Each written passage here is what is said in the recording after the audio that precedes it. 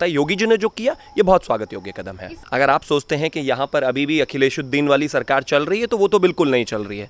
कि वो अलग बात है कि अगर आज अखिलेश जी की सरकार होती तो वो ईद को धूमधाम से मनाते और कोई बड़ी बात नहीं है, खुद भी पहुँच जाते मिलने। लेकिन माफ़ कीजिए, यहाँ पर इस समय कोई भी ऐसे सरकार कोई भी ये कदम नहीं लेगी जहाँ पर किसी भी तरह से इस प्रदेश की 22 करोड़ जनता की जान को खतरा हो या फिर उनको कोरोना संक्रमण से खतरा हो। आपकी ईद है, आप इसे घर में मनाइए, खुलकर मनाइए। मैं कहता हूँ कोई परेशानी नहीं है, आप सद्भावना से मनाइए। लेकिन ये जो समाजवादी के आपने बताया सांसद ऐसा कह रहे हैं, इसमें कोई बहुत ज़्यादा नई बात नहीं है। अगर आप अखिलेश जी से भी पूछेंगे तो वो भी वही कहेंगे, इसको हिंदू मुस्लिम बनाने की कोशिश की जाएगी। लेकिन अगर आप इसको ऐसा मानना चाहते हो, ऐसा ही सही, लेकिन ऐसा कुछ नहीं है। सरकार इस चीज़ को लेकर बहुत ही क्लियर कट है। मैं तो कहता हूँ इसको सभी राज्यों को अप्लाई करना चाहिए, क्योंकि अगर अलग अलग राज्यों के स्टेटस हम देखें तो सबके हालात बेहद ख़राब हैं। उत्तर प्रदेश के अलावा अगर दिल्ली की बात हो, अगर महाराष्ट्र की बात हो, छत्तीसगढ़ की बात हो, राजस्थान की बात हो, वहाँ पर भी यही होना चाहिए। आप मुझे बताइए, जब ये संक्रमण भीड़ वाली जगहों से, मास्क ना पहनने से, गले मिलने से इस तरह से फैलता है तो, और ईद एक उसी तरह का त्यौहार है, तो कहीं ना कहीं आपको उसको बचना तो पड़ेगा ना। आप ये तो नहीं कह सकते कि भाई हम मुसलमान धर्म से आते हैं, मुस्लिम धर्म से आते हैं, हमें तो आपको ये सारी इजाज़त देनी ही पड़ेगी। नहीं, आप कोई ऐसे स्पेशल कैटेगरी में नहीं है। इस देश के 130 करोड़ और प्रदेश के 22 करोड़ लोग सब एक ही कानून के अंतर्गत आते हैं। जो भी उस कानून का उल्लंघन करेगा उसके खिलाफ कार्रवाई भी होनी चाहिए। दिलचस्प ये भी देखना होगा कि कांग्रेस रूल्ड स्टेट या फिर जो अन्य रूल्ड स्टेट हैं वहाँ पर ये डिसीजन को आगे बढ़ाया जाता है कि नहीं, क्योंकि इस देश में जो हम लगातार देखते थे कि मुस्लिम सिंपथाइजर जो हैं बेहद ज़्यादा थे और उसी को सेक्युलरिज्म का एक जो है लबादा पहना देते थे लोग। अब इंटरेस्टिंग चीज़ ये होगी कि सब जानते हैं कि कहीं ना कहीं बकरीद में भीड़ इकट्ठी होगी। कितनी सरकारें इस चीज़ को अप्लाई करती हैं अपने स्टेट्स में या नहीं, आपके सामने आ जाएगा। और मैं कहता हूँ उस पर ज़्यादा बात होनी चाहिए। देखते हैं कौन क्या करता है। योगी जी ने जो किया ये बहुत स्वागत योग्य कदम है। स्वागत है आपका हमारे चैनल पर। और बात करेंगे उत्तर प्रदेश की कि उत्तर प्रदेश में कोरोना काल को देखते हुए जिस तरीके की गाइडलाइन अब योगी आदित्यनाथ ने जारी की है कि जो बकरा ईद, जो मुसलमानों का आने वाला त्यौहार है बकरा ईद, उसको लेकर योगी आदित्यनाथ, उत्तर प्रदेश के सीएम योगी आदित्यनाथ ने नई गाइडलाइन जारी की है, जिसमें उन्होंने कहा है कि जिस तरीके से खुले में बकरों की बलि दी जाती थी उस पर रोक है, और जो ज़्यादा गैदरिंग होने वाली थी नमाज को लेकर भी उन्होंने रोक लगाने की बात कही है।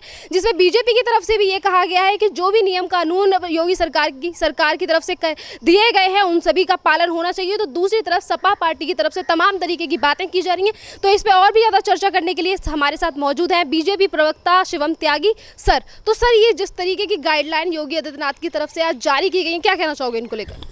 देखिए, मुझे लगता है कोरोना से लड़ने के लिए जिस तरह से उत्तर प्रदेश के प्रशासन ने पिछले काफ़ी समय से कटिबद्धता दिखाई है, उसको देखते हुए ये डिसीजन बेहद ज़रूरी था। क्योंकि जहाँ तक बात बकरीद की अगर हम करें तो आप जानते हैं, इस बात में कोई दो राय नहीं है कि लोग सड़कों पर होते हैं, लोग नमाज़ पढ़ने झुंड में जाते हैं, 100 से 200 से 500 से, कहीं पर तो हज़ारों से ज़्यादा लोग होते हैं। इस सिचुएशन में आज जो हालात चल रहे हैं उसको देखते हुए इस तरह का कोई भी पब्लिक गैदरिंग, कोई भी इवेंट नहीं होना चाहिए। आप किसी भी धर्म के हों, मैं हिंदू था तो मैंने रामनवमी में कोई ऐसी चीज़ें नहीं की, तमाम वो चीज़ें गई, नवरात्रे गए, बहुत सारी चीज़ें गई। बावजूद उसके अगर आज किसी दूसरे धर्म की कोई बात आती है और उसका कोई त्यौहार आता है और उनको इन तरह की चीज़ों पर रोक लगाने की ज़रूरत है तो वो लगना ही चाहिए। क्योंकि सबसे ज़्यादा इंपॉर्टेंट, आप हिंदू हैं, मुसलमान हैं, वो एक बात की बात है। कोरोना आपको ये देख के नहीं आने वाला है कि आप दाढ़ी लगाकर आए हुए हैं तो आपको कोरोना नहीं होगा या फिर मुझे नहीं होगा। वो किसी को भी हो सकता है। सरकार का बहुत ही बेहतरीन कदम है।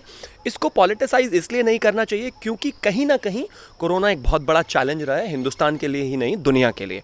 और जो कोरोना को लेकर जो उत्तर प्रदेश की सरकार की तैयारियाँ रही हैं वो बेहद बेहतरीन रही हैं।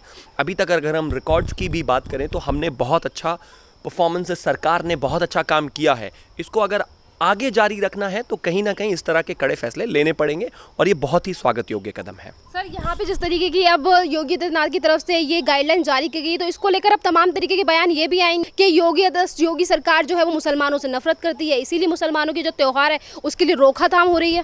देखिए, एक कहावत है गांव में होती है कि सावन के अंधे को हमेशा सब कुछ हरा ही हरा नजर आता है। अब इन लोगों को ऐसा लगता है तो ऐसा ही सही, लेकिन ये बात सब जानते हैं कि ना योगी आदित्यनाथ जी की सरकार में हिंदू मुस्लिम सिख ईसाई की कोई बात है। जब भी प्रदेश के मुख्यमंत्री बात करते हैं तो प्रदेश की 22 करोड़ जनता की बात करते हैं। जब हम बात करते हैं कि हमें कोरोना के संक्रमण से बचना है और लोगों को सेफ रखना है किसी भी तरीके से, तो उसके लिए जो भी कदम लेने पड़ेंगे वो हम लेंगे ही। ये बकरीद है, जाहिर है लोग बाहर आएंगे, नमाज पढ़ेंगे, साथ में होंगे, गले मिलेंगे, एक दूसरे के घर जाएंगे, ये अपने आप में बेहद ही खतरनाक है। कल जब वही व्यक्ति जा रहा होगा कोरोना पॉजिटिव होकर हॉस्पिटल में, तो कोई ये नहीं देख रहा होगा कि वो मुसलमान है या हिंदू है।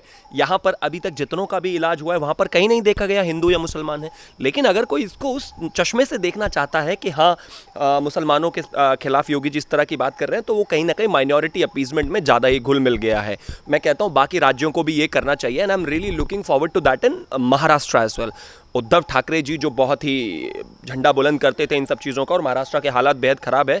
अब दिलचस्प ये भी देखना होगा कि कांग्रेस रूल्ड स्टेट या फिर जो अन्य रूल्ड स्टेट हैं वहाँ पर ये डिसीजन को आगे बढ़ाया जाता है कि नहीं, क्योंकि इस देश में जो हम लगातार देखते थे कि मुस्लिम सिंपथाइज़र जो हैं बेहद ज़्यादा थे और उसी को सेक्युलरिज्म का एक जो है लबादा पहना देते थे लोग। अब इंटरेस्टिंग चीज़ ये होगी कि सब जानते हैं कि कहीं ना कहीं बकरीद में भीड़ इकट्ठी होगी। कितनी सरकारें इस चीज़ को अप्लाई करती हैं अपने स्टेट्स में या नहीं, आपके सामने आ जाएगा। और मैं कहता हूँ उस पर ज़्यादा बात होनी चाहिए। देखते हैं कौन क्या करता है। योगी जी ने जो किया ये बहुत स्वागत योग्य कदम है। इसी के बाद सपा के सांसद ये कहते हैं कि बकरा ईद पे सभी को जाके मिलके दुआ करनी चाहिए, क्योंकि सपा के सांसद ये कहते हैं कि ये अल्लाह की तरफ से दी गई बीमारी है, इसीलिए इसका अगर इसे निजात पाना है, अभी तक इसकी वैक्सीन नहीं आई है, अगर हम मिलके सब दुआ करेंगे तो इससे निजात पा सकेंगे। नहीं, मुझे ऐसा समझ में नहीं आता कि दुआएं इकट्ठे में ही खड़े होकर पढ़ी जाती हैं तो वो कबूल करते हैं। ऐसा तो मुझे लगता है शायद कहीं लिखा नहीं है। ऐसा भी कहीं नहीं लिखा है कि अगर आपको दुआएं करनी है तो आपकी दुआएं कबूल जो होंगी वो सब इकट्ठे में, जब आप एक जगह इकट्ठे होंगे खुले आसमान के नीचे होंगे तभी होगा। ऐसा तो ये तो एक बेवकूफ़ी भरी बात है और कहीं ना कहीं लोगों को बेवकूफ़ बनाने की एक बात की जा रही है। जब आप बात करते हैं प्रार्थना की, इबादत की, भगवान से, अल्लाह से जो भी है, तो आप अकेले भी बैठ कर सकते हैं। त्यौहार की जहाँ तक बात है, आपको मनाना है, आप अपने घर में रहकर मना सकते हैं, अपने घर में रहकर नमाज़ पढ़ सकते हैं। अगर आप सोचते हैं कि यहाँ पर अभी भी अखिलेशुद्दीन वाली सरकार चल रही है तो वो तो बिल्कुल नहीं चल रही है। कि वो अलग बात है कि अगर आज अखिलेश जी की सरकार होती तो वो ईद को धूमधाम से मनाते और कोई बड़ी बात नहीं है, खुद भी पहुँच जाते मिलने। लेकिन माफ़ कीजिए, यहाँ पर इस समय कोई भी ऐसे सरकार कोई भी ये कदम नहीं लेगी जहाँ पर किसी भी तरह से इस प्रदेश की 22 करोड़ जनता की जान को खतरा हो या फिर उनको कोरोना संक्रमण से खतरा हो। आपकी ईद है, आप इसे घर में मनाइए, खुलकर मनाइए। मैं कहता हूँ कोई परेशानी नहीं है, आप सद्भावना से मनाइए। लेकिन ये जो समाजवादी के आपने बताया सांसद ऐसा कह रहे हैं, इसमें कोई बहुत ज़्यादा नई बात नहीं है। अगर आप अखिलेश जी से भी पूछेंगे तो वो भी वही कहेंगे, इसको हिंदू मुस्लिम बनाने की कोशिश की जाएगी। लेकिन अगर आप इसको ऐसा मानना चाहते हो, ऐसा ही सही, लेकिन ऐसा कुछ नहीं है। सरकार इस चीज़ को लेकर बहुत ही क्लियर कट है। मैं तो कहता हूँ इसको सभी राज्यों को अप्लाई करना चाहिए, क्योंकि अगर अलग अलग राज्यों के स्टेटस हम देखें तो सबके हालात बेहद ख़राब हैं। उत्तर प्रदेश के अलावा अगर दिल्ली की बात हो, अगर महाराष्ट्र की बात हो, छत्तीसगढ़ की बात हो, राजस्थान की बात हो, वहाँ पर भी यही होना चाहिए। आप मुझे बताइए, जब ये संक्रमण भीड़ वाली जगहों से, मास्क ना पहनने से, गले मिलने से इस तरह से फैलता है, तो और ईद एक उसी तरह का त्यौहार है, तो कहीं ना कहीं आपको उससे बचना तो पड़ेगा ना। आप ये तो नहीं कह सकते कि भाई हम मुसलमान धर्म से आते हैं, मुस्लिम धर्म से आते हैं, हमें तो आपको ये सारी इजाज़त देनी ही पड़ेगी। नहीं, आप कोई ऐसे स्पेशल कैटेगरी में नहीं है। इस देश के 130 करोड़ और प्रदेश के 22 करोड़ लोग सब एक ही कानून के अंतर्गत आते हैं। जो भी उस कानून का उल्लंघन करेगा उसके खिलाफ कार्रवाई भी होनी चाहिए। सर, दूसरी तरफ सपा के सांसद की तरफ से इस तरीके से बात को बरगलाने की कोशिश भी की जाती है। वो ये कहते हैं कि जहाँ पे योगी सरकार ने सिर्फ ये कहा है कि खुले में बकरा, जैसे कि इस दिन बकरी ईद वाले दिन बकरों की बलि दी जाती है, तो वो खुले में नहीं करना। तो इसी को लेकर वो ये कहते हैं कि जितनी ज़्यादा बकरों की बलि चढ़ाई जाएगी उतना ज़्यादा कोरोना से निजात हमें मिलेगा, क्योंकि वो इस चीज़ को गरीब आदमी की जेब से जोड़ के दिखाते हैं कि जिन लोगों ने बकरे पाल रखे हैं, अगर उनसे कोई खरीदेगा नहीं तो फिर कैसे उनकी ईद मनेगी। पेटा इंडिया ने अभी पिछले दिनों देखा था किस तरह से गाय का पोस्टर लगाया था रक्षाबंधन को लेकर। सबसे पहले तो मैं कहता हूं कि पेटा को इस पर भी कोई संज्ञान लेना चाहिए, और उन्होंने इसको गरीबी से जोड़ के और बकरा ईद से जोड़कर दिखाया गया है कि जितनी ज़्यादा शहीदी होगी, शहीदी देनी है, आप अपने घमंड की दीजिए, शहीदी देनी है, आप इस देश के खिलाफ जो एंटी इंडिया काम करते हैं उसकी दीजिए, शहीदी देनी है, उन सब तमाम चीज़ों की दीजिए। लेकिन माफ़ कीजिए, आपके धर्म का मामला है, वो आप ज़्यादा बेहतर जाने, मैं उसमें जाना नहीं चाहता। लेकिन किसी भी जीवित प्राणी को मारना और मारकर खाना इस हिंदू धर्म में, हिंदुस्तान में एक तरह से अपने आप में एक्सेप्टेड नहीं। मैं ये नहीं कहता कि वो ना खाएं, लेकिन मैं हिंदू धर्म की बात करता हूँ, मैं अपने धर्म की बात करता हूँ। और जहाँ तक बात बकरीद की है, उसको खुले में काटना या ले जाना, कहीं ना कहीं आप जब ये चीज़ें करते हो, आपका धर्म इस चीज़ को शायद सिखाता होगा। लेकिन इसी समय पर दूसरा जो धर्म है, जो एक हिंदू धर्म है, उसके सेंटिमेंट्स और उसकी भी चीज़ों का ध्यान रखा जाना चाहिए। और उसके भी अलावा आगे बढ़कर अगर हम बात करें तो आज के समय में ये सब चीज़ें कहीं ना कहीं सही नहीं हैं। एक सकारात्मकता पैदा ये चीज़ नहीं कर सकती, क्योंकि अभी फ़िलहाल हमें कितना और समय इस चीज़ों से निकलने में लगेगा, कितना और समय रिकवर करने में लगेगा इस कोरोना से, उस सब पर ही फोकस रखना चाहिए। हाँ, आप इसको कम्युनल बनाना चाहते हैं, बना दीजिए, वो आपका काम है, क्योंकि समाजवादी पार्टी, माफ़ कीजिए, समाजवादी पार्टी का तो काम ही सिर्फ ये है कि हर चीज़ को किसी भी तरह से माइनॉरिटी अपीजमेंट से जोड़कर उसी की लड़ाई की जाए। अगर यही सब करना है करते रहिए, लेकिन अभी जो सरकार में लोग हैं वो इस देश के लोकतंत्र, इस देश के कानून को मानने वाले लोग हैं, वो इस तरह का कोई भी काम नहीं होने देंगे। सर, दूसरी तरफ अगर बात करें कि अगर ईद से रिलेटेड ही हम बात कर रहे हैं, तो अब पश्चिम बंगाल में भी ज़्यादातर लोग ईद मनाते हैं, जिसके लिए ममता बनर्जी किस तरीके से जाने जाती हैं सभी जानते हैं। तो योगी आदित्यनाथ को लेकर वो भी ये कहती हैं, ममता बनर्जी ये कहती हैं कि उत्तर प्रदेश में जंगल राज है, जिसकी वजह से कोई अपनी आवाज़ निकाल नहीं सकता। ममता दीदी अगर जंगल राज पर बात ना करें तो ज़्यादा बेहतर है। ये तो ऐसा हो गया कि डाकू गब्बर सिंह आकर चोरी डकैती पर बात करने लगे, वो शोले फिल्म वाला। ममता दीदी का बिल्कुल वही है। आप देख रहे हैं किस तरह से क्या हाल है वहाँ पर। आपने अभी देखा होगा भारतीय जनता पार्टी के एक विधायक को मार दिया गया। उसके बाद अभी अगर मैं कल की बात करूँ तो एक बूथ अध्यक्ष, बूथ पर जो कार्यकर्ता रहते हैं उनमें से एक को मारा गया, और उनकी बहन को, परिवार को। इस तरह के हालात हैं। लेफ्ट की सरकार में करीब 23,000 किलिंग्स थी, ममता दीदी की सरकार में करीब 11,000 पॉलिटिकल किलिंग्स अभी तक हो चुकी हैं। चीज़ें रिपोर्ट नहीं करते हैं, आगे बढ़ते नहीं हैं, माइनॉरिटी अपीजमेंट में बेहद घुसी हुई हैं। एक तरह से बगदीदी जो हैं, बगदादी की बहन की तरह वो बिल्कुल काम करती हैं। और जिस तरह से स्ट्रैटेजिकली पूरे वहाँ पर सिस्टम में एक तरह से बीजेपी के लोगों को मारा जा रहा है, काटा जा रहा है, कार्यकर्ताओं को, ये अपने आप में बहुत दुख की बात है। और उससे भी इम्पॉर्टेंट, बेहतर होगा कि वो योगी आदित्यनाथ जी से कोई सीख लें।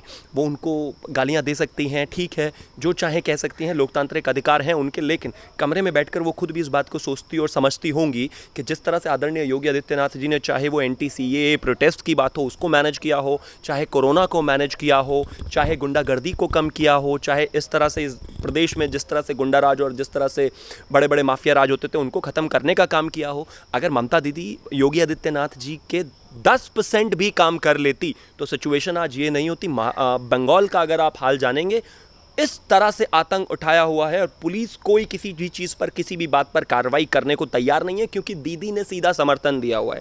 मैं कहता हूँ इस प्रदेश में, और मैं नहीं, आज ये पूरा देश कहता है कि इस पूरे देश में इस समय अगर कोई किसी प्रदेश के मुखिया ने सबसे ज़्यादा बेहतर काम किया है तो वो आदरणीय योगी आदित्यनाथ जी हैं। इस बात को जानते हैं हम सब।